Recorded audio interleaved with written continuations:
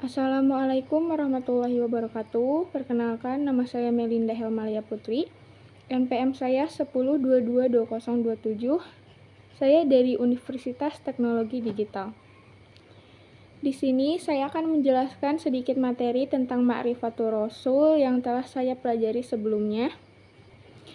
Ma'rifatul Rasul berbicara bagaimana mengenal Rasul, apa saja yang perlu dikenal dari Rasul, dan bagaimana pula kita mengamalkan Islam melalui petunjuk Rasul.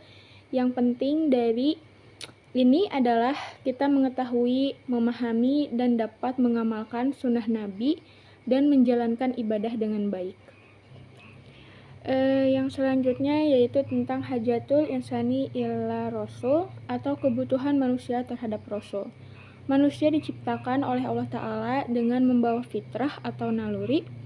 Secara bahasa, fitrah artinya al-khilqah, yaitu keadaan asal ketika seorang manusia diciptakan oleh Allah.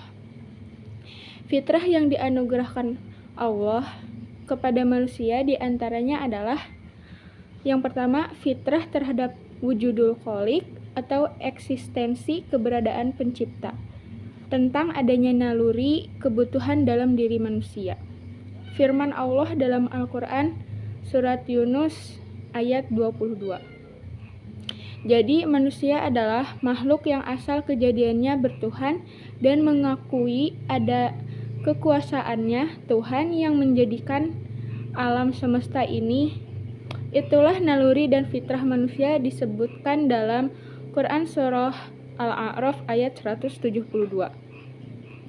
Tersirat dari ayat ini bahwa manusia sejak ia masih di alam ruh telah mengakui Allah sebagai Tuhannya.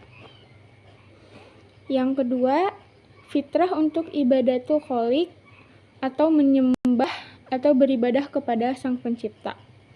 Salah satu bukti yang menunjukkan bahwa ibadah adalah bagian dari fitrah manusia adalah sebagaimana yang kita lihat dalam sejarah perkembangan manusia itu sendiri.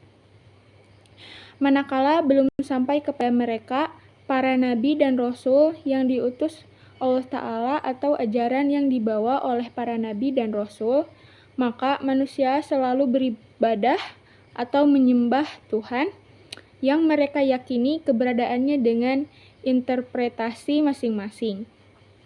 Ada yang menyembah batu, pohon kayu, berhala, atau patung yang mereka buat sendiri, dan lain sebagainya.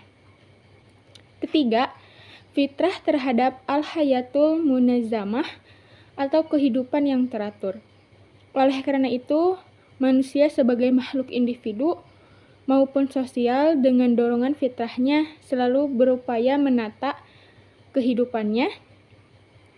Ada aturan-aturan dan norma-norma yang dibuat. Ada pemimpin dan yang dipimpin. Ada ketetapan sanksi bagi mereka yang melanggar dan atau sejenisnya. Ketiga fitrah manusia tersebut di atas membutuhkan bimbingan Allah Ta'ala karena tanpa bimbingannya manusia akan terjerumus pada kesesatan.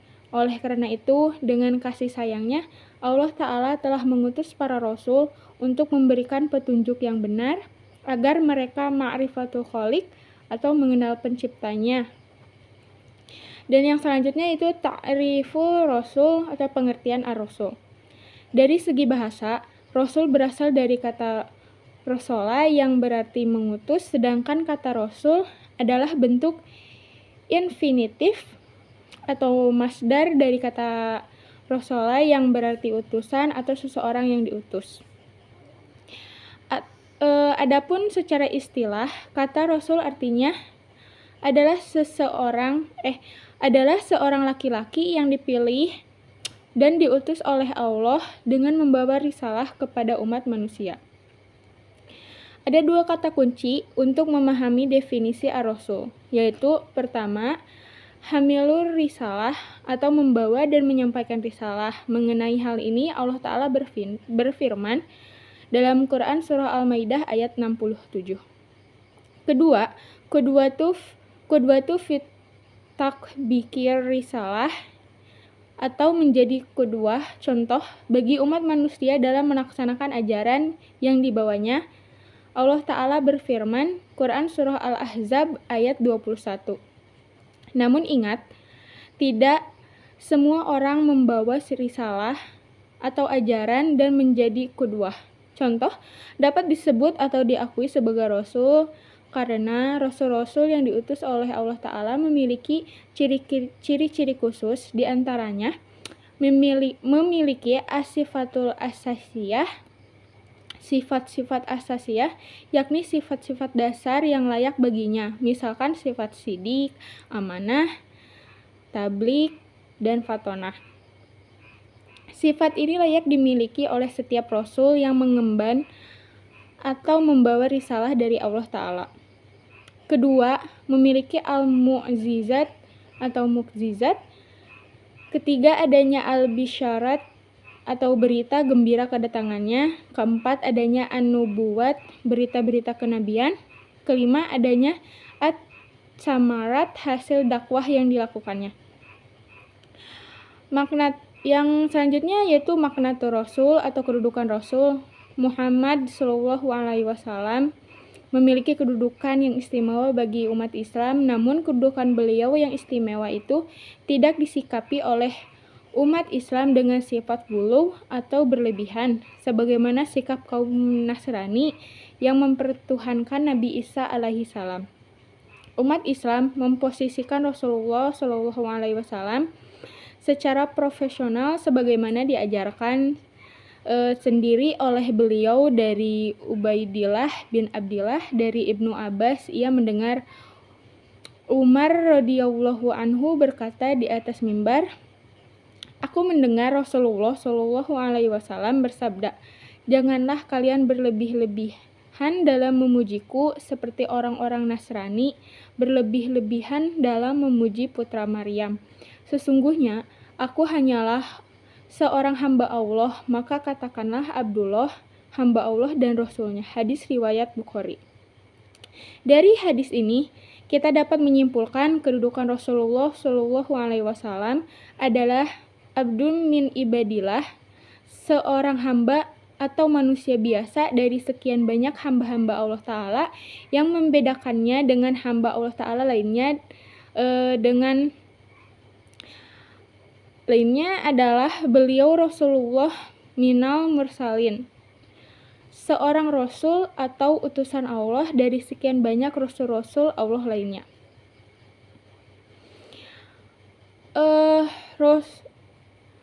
Yang selanjutnya yaitu sifatul rasul atau sifat-sifat rasul. Rasul diutus oleh Allah Subhanahu wa Ta'ala ke muka bumi untuk memberikan kabar gembira, petunjuk, dan memberikan peringatan kepada manusia dalam menjalankan tugasnya. Sebagai utusan Allah Subhanahu wa Ta'ala, Rasul memiliki sifat wajib dan mustahil. Sifat wajib Rasul artinya sifat-sifat yang dicerminkan oleh para Rasul dalam kesehariannya. Ada 4 sifat wajib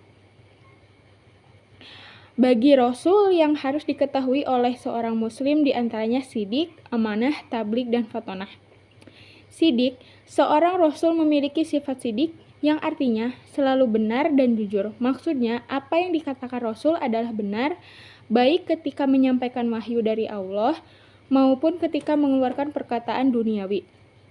Bukti seorang Rasul memiliki sifat sidik dapat dilihat dari Al-Quran Surah Maryam ayat 41. Yang selanjutnya yaitu amanah. Selain jujur, Rasul juga memiliki sifat amanah. Mengutip Kamus Besar Bahasa Indonesia KBBI, amanah adalah sesuatu yang dipercayakan atau dititipkan kepada orang lain. Amanah juga dapat berarti dapat dipercaya. Rasul selalu menjaga agar dapat dipercaya oleh umatnya. Sifat wajib kedua bagi Rasul ini telah disebutkan dalam beberapa ayat Al-Quran, salah satunya dalam surah An-Nisa ayat 58. Yang selanjutnya yaitu tabligh. Tabligh adalah sifat wajib bagi Rasul yang berarti menyampaikan wahyunya Allah. Hal ini juga merupakan perintah dari Allah Subhanahu wa Ta'ala agar seorang Rasul menyampaikan wahyu kepada umatnya. Tugas seorang Rasul untuk menyampaikan wahyu kepada umat manusia dapat dilihat dalam Al-Quran Surah Al-Maidah ayat 67. Yang selanjutnya yaitu dan yang terakhir adalah fatonah, adalah sifat wajib bagi Rasul yang berarti pintar, cerdik, dan cerdas. Rasul memiliki sifat fatonah agar bisa merangkul umat manusia untuk menyembah Allah Subhanahu wa taala dan memerangi kaum yang menolaknya. Dalam menjalankan misinya, menyebarkan ajaran Allah Subhanahu wa taala, Rasul kerap kali menghadapi berbagai persoalan dan permasalahan. Berkat kecerdasannya, Rasul mampu menemukan jalan keluar suatu permasalahan itu. Surah Al-An'am ayat 83 merupakan salah satu yang menerangkan bahwa Rasul dibekali sifat fatonah dalam menjalankan tugasnya. Selain sifat wajib, Rasul juga memiliki sifat mustahil. Sifat mustahil bagi Rasul antara lain kizib, dusta, khianah, kitmah, dan baladah. Mungkin cukup sekian dari saya. Mohon maaf bila ada kekurangan. Wassalamualaikum warahmatullahi wabarakatuh.